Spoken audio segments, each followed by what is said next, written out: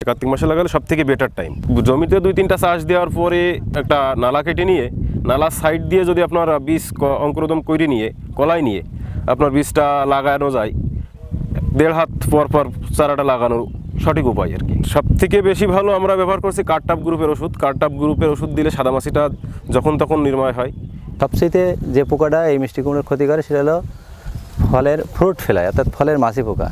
কৃষক ভাইরা যারা মিষ্টি কুমড়ো চাষ করবে তাদের জন্য আমার পরামর্শ যে তারা এই ফ্রুট ফ্লাই, তারপরে পাউডারি মিলডিউ এবং এই পরাগায়ন, এই 3টা জিনিস যদি সে ঠিক মতন করতে পারে তাহলে সে লাভবান হবে। সুপ্রিয় দর্শক, আসসালামু আলাইকুম। দেশ ও প্রবাস থেকে যারা আমাদের রহস্য ট্রাভেলের নিয়মিত পর্বের আজকের এই পর্বটি দেখছেন, আমি সকলকে জানাই আন্তরিক শুভেচ্ছা ও অভিনন্দন।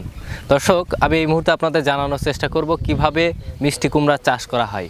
মিষ্টি কুমড়া চাষের বিভিন্ন ধরনের রোগবালাই এবং সেই রোগগুলো প্রতিরোধ করার যে উপায় বা কৌশলগুলো আছে, কৃষকের এবং একজন উপসহকারী কৃষি কর্মকর্তার সাথে কথা বলে আপনাদেরকে জানানোর চেষ্টা করব কিভাবে আসলে এই মিষ্টি কুমড়া চাষ করা হয়, শুরু থেকে শেষ পর্যন্ত বাজারজাত করা সকল প্রক্রিয়াজাতের সকল তথ্য আমরা এই ভিডিওর মাধ্যমে আপনাদের জানানোর চেষ্টা করব। আসুন আমাদের সাথে। আসসালামু আলাইকুম। ওয়ালাইকুম আসসালাম। তো কেমন আছেন আপনি? আলহামদুলিল্লাহ ভালো। এই যে মিষ্টি কুমড়া চাষ করছেন কতটুক জমির পরে? 1 বিঘা জমির পরে। 1 বিঘা অর্থাৎ 33 শতক, তাই তো? জি। এটা কি জাত এবং কোন সময় আপনি এই চারা রোপণ করেছিলেন? এআর মালিকের ব্ল্যাক স্টোন। এই কুমড়োটা সব থেকে বর্তমান ভালো আর কি, যতগুলো কুমড়ো আছে। ফলন উচ্চ ফলনশীল, এক কথায় অনেক বেশি ফল হয়, এই কারণে এটা করার। তা এটা লাগাইছিলাম আপনার, অবশ্য আমার একটু লেট হয়েছিল, তার কারণে ফল যদিও বেশি হয়েছে তারপরেও উপযুক্ত সময় ওঠাতে পারিনি। এটা লাগাতে হবে আপনার কার্তিক মাসে লাগালে সব থেকে বেটার টাইম। কার্তিক মাসে লাগালে বেটার টাইম, তাহলে মানে পোকার উপদ্রবটা বিশেষ করে কম হয় এই আর কি। এই জন্য সব থেকে বিশেষ উপযুক্ত টাইম হলো কার্তিক মাস। এক সময় লাগালে আপনার এই কুমড়োটা ফলনেও বেশি হবে এবং কোনো রোগ বালাই খুব কম আসবে আর কি। কার্তিক মাসে লাগালে, কার্তিকের ভিতরে লাগাতে হবে। আচ্ছা, তো এই যে কুমড়ো চাষে আপনার চাষ প্রক্রিয়াটা কেমন, শুরু থেকে শেষ পর্যন্ত বাজারজাত করছেন, একটু সকল কিছু বলবেন। কুমড়ো চাষ বিশেষ কোনো প্রক্রিয়া তেমন বেশি না, অল্প কিছু পরিশ্রম করলেই আর কি এটা হয়। আর এটা বিশেষ আপনার জমিতে 2-3টা চাষ দেওয়ার পরে আপনার নালা কেটে নিয়ে 4-5 হাত বা 6 হাত একটা নালা কেটে নিয়ে নালার সাইড দিয়ে যদি আপনার বীজ অঙ্কুরোদম করে নিয়ে কলাই নিয়ে আপনার বীজটা লাগানো যায়, 1.5 হাত পর পর চারাটা লাগানোর সঠিক উপায় আর কি। এটা লাগানোর পরে আপনার প্রথম অবস্থায় তেমন বেশি খরচ না, তেমন স্প্রে লাগে না। মানে সাদামাছি বলে একটা পোকা আছে, মাকড়, মানে যেটা মাকড় বলে, আর এটা প্রতিরোধ করতে পারলে যথেষ্ট হয়। এটার জন্য তেমন বেশি ট্রিটমেন্ট লাগে না, সামান্য কিছু ওষুধ ব্যবহার করলেই হয়। আর নাম যদি একটু বলতেন।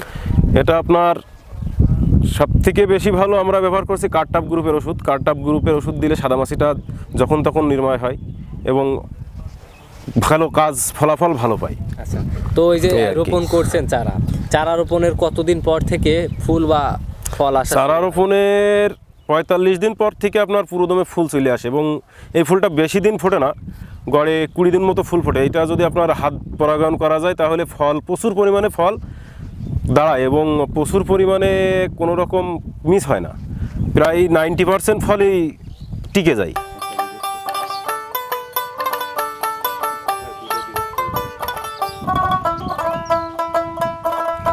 আর বাজারজাত করার মতন কয়দিন পরে হয়? বাজারজাত করার বিষয়টা আপনার বেশি সময় লাগে না, মাস 1.5 সময় লাগে অ্যাভারেজ। 45 দিন, আরও 45 দিন বেশি লাগে। এই 45 দিন পরে পুরোদমে বাজারজাত করা যায় আর কি। আচ্ছা আচ্ছা, তাহলে 45 দিন আর 45, হ্যাঁ, আসার অর্থাৎ 90 দিনের ভিতরে মোটামুটি বাজারজাত করা যায়। তবে পরিপুক্ত সঠিক মানে ভাবে পাকাই বেচতে গেলে 110 থেকে 10 দিন সময় লাগে আর কি। আচ্ছা আচ্ছা, এভারেজ 110 দিন হলে সব কমপ্লিট হয়ে যায়। 110 দিনে আপনি বাজারজাত করে মানে সম্পূর্ণ করা যায়। তো এই যে আপনি বলবেন আসলে এই কুমড়া চাষে বিঘা প্রতি খরচ কেমন?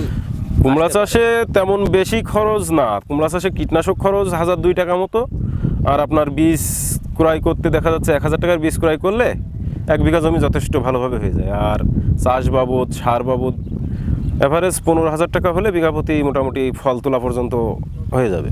আচ্ছা, অর্থাৎ 1 বিঘা বা 33 শতক জমিতে যদি 15,000 টাকা হয় তাহলে আপনি ফলন এখান থেকে উত্তোলন করে বিক্রি করতে পারবেন, বিক্রি করতে অর্থাৎ পারবো। যাবতীয় যাবতীয় খরচ। আচ্ছা, কোন ধরনের মাটি হলে এই কুমড়া চাষটা আসলে ভালো হয় বা উপযুক্ত?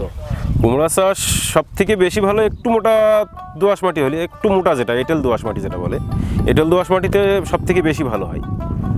আর দোআঁশ মাটিতেও ভালো হয়, বেলে দোআঁশ মাটিতেও ভালো হয়, কিন্তু অতটা সফলতা আসে না।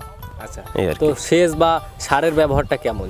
সেচ প্রথম অবস্থায় সেচ সবসময় মাটি ভিজে রাখাই উত্তম, নালা দিয়ে। তবে পুরো বেডের পরে পানি না তুলে সব থেকে বেশি ভালো হয় নালা করে যদি দেওয়া হয়, নালার ভিতর দিয়ে সেচ দেওয়া হবে, যতটুকু নালাটা ভিজাই দিলেই যথেষ্ট। এটাই আর সব থেকে বেশি ভালো। আপনার পানি খরচও কম হবে আর খরচটাও কম হবে, লেবার খরচও কম হবে, লেবার খরচও বেশি আসবে না। আচ্ছা, এটাই আর কি। অর্থাৎ বেড আকারে করলে হ্যাঁ, বেড আকারে খরচটা কম হয়। কম হয়। আচ্ছা, আর সারের ব্যবহারটা কেমন? সারের ব্যবহারটা আপনার প্রথম অবস্থায় ইউরিয়া 10টা যেটা বলে দেওয়া, ওইটা দিলেই এনাফ। আর পরে কিছু ডিএপি সার ব্যবহার করলে এনাফ হয়ে যায়, আর বেশি তেমন কিছু লাগে না। আচ্ছা, পোকামাকড়ের আক্রমণে বড় ধরনের কোনো ক্ষতির আশঙ্কা আছে কিনা? আসলে পোকাটাই সব থেকে কুমড়োর মূল সমস্যা। পোকাটা যদি দমন করা যায় তাহলে কুমড়োর আর কোনো ক্ষতি তেমন হয় না। আপনি কেমন এই পোকার আক্রমণ হাত থেকে রক্ষা পেয়েছেন যদি একটু জানাতেন? আমি আসলে পোকার হাত থেকে রক্ষা পাইছি সব থেকে বেশি কার্যকর হয়েছে ফেরামন টোপ দিয়ে। ফেরামন যে ফাঁদ আছে, কিউফেরস এক্স ফেরামন ফাঁদ, এটাই সব থেকে বেশি কুমড়োর জন্য, এটাই সব থেকে বেশি ভালো।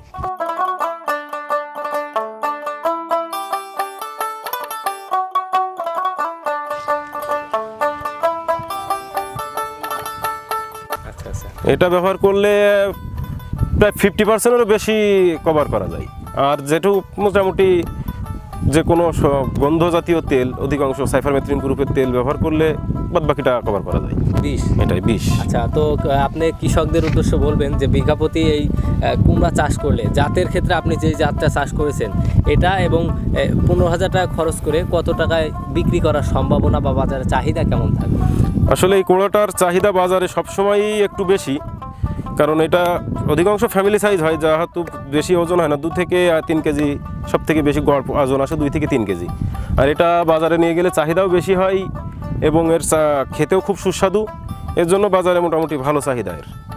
আর বিঘা প্রতি যদি আবহাওয়াজনিত কারণের কোনো সমস্যা না হয় তাহলে বিঘা প্রতি 100 মনের ঊর্ধ্বে ফল পাওয়া যায়, 100 মনের ঊর্ধ্বে ফলন পাওয়া যায়। এবং আসলে এটা বাজারের পরে ডিফেন্স করে যে কতটুকু আমি পাবো বাজার মূল্য হিসাবে। দেখা যাচ্ছে সর্বনিম্ন বাজার 10 টাকা থাকলেও 50,000 টাকা আশা করা যায়। বিঘা প্রতি 50,000 টাকা পাওয়া যায়। 15,000 টাকা খরচ বাদে না ওই খরচটা দিয়ে? 50,000 টাকা খরচ সহ এটা। আচ্ছা, দর্শক আপনারা শুনলেন যে জাতের ক্ষেত্রে যদি এই মিষ্টি কুমড়া চাষ করা হয় তাহলে অবশ্যই এই মিষ্টি কুমড়া চাষে অধিক লাভ হওয়ার সুযোগ রয়েছে। পাশাপাশি কৃষকরা 120 দিনে এখান থেকে মিষ্টি কুমড়া বাজারজাত করতে পারে। তো আমরা একজন উপসহকারী কৃষি কর্মকর্তার কাছ থেকে জেনে নিই আসলে রোগবালাই হলে কোন ধরনের পদক্ষেপগুলো গ্রহণ করা হয়। তো আপনি আসলে বলবেন এই যে মিষ্টি কুমড়া চাষে তাকে তো বিভিন্ন ধরনের সহযোগিতা এবং পরামর্শ দিয়ে আপনি সবসময় তার পাশে ছিলেন। তো মিষ্টি কুমড়া চাষে কোন বিষয়গুলো আমাদের বিশেষ করে নজরে রাখতে হবে এবং কোনগুলো হলে ক্ষতির সম্মুখীন হতে হয়, এই বিষয়টা একটু আমাদেরকে জানাবেন। ধন্যবাদ। আসলে মিষ্টি কুমড়ো একটা সবচেয়ে ভিটামিন এ পুষ্টি উপাদান কিন্তু মিষ্টি কুমড়োর ভিতরে থাকে, এবং এই মিষ্টি কুমড়ো চাষে সব কিছু রোগ এবং কিছু পোকা খুব গুরুত্বপূর্ণ। সবচেয়ে যে পোকাটা এই মিষ্টি কুমড়োর ক্ষতি করে সেটা হলো ফলের ফ্রুট ফ্লাই, অর্থাৎ ফলের মাছি পোকা। এই মাছি পোকা যে স্ত্রী মাছি, সে তার ওভিপোজিটর দিয়ে এই কচি ফলের ভিতরে ডিম পেড়ে দেয়, সেখান থেকে ছোট ছোট লার্ভা বের হয়ে ওই মিষ্টি কুমড়োকে নষ্ট করে দেয়। অর্থাৎ যদি আমরা এই ফলের মাছি পোকাটা দমন করতে পারি তাহলে মিষ্টি কুমড়ো আর কোনো পোকা তেমন ক্ষতি করতে পারে না।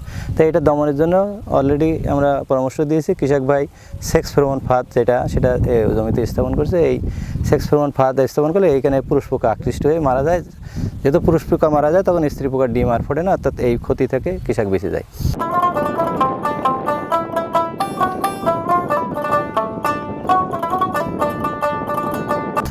এই পোকাটা দমন করার জন্য এই পদ্ধতিটা সবচেয়ে ভালো এবং এটা নিরাপদ, পরিবেশের জন্যও ভালো। এবং আর এই মিষ্টি কুমড়োর একটা গুরুত্বপূর্ণ রোগ হয়, সেটা হলো পাউডারি মিল্ডু, অর্থাৎ এই পাতাগুলো নষ্ট হয়ে যায়। আমার এই যে ক্ষেতে দাঁড়ায় আছে, এখানে আসলে ক্ষেতের শেষ পর্যায়ে এখানে কিছু পাউডারি মিল্ডু রোগ দেখা দিয়েছিল। এই পাউডারি মিল্ডু রোগ দেখা দিলে এই পাতা নষ্ট হয়ে যায়। আর যদি পাতা নষ্ট হয়ে যায় তাহলে এই গাছের তো সালোক সংশ্লেষণ প্রক্রিয়া বন্ধ হয়ে যায়, গাছ ভালো খাবার নিতে পারে না, তখন গাছ মারা যায়।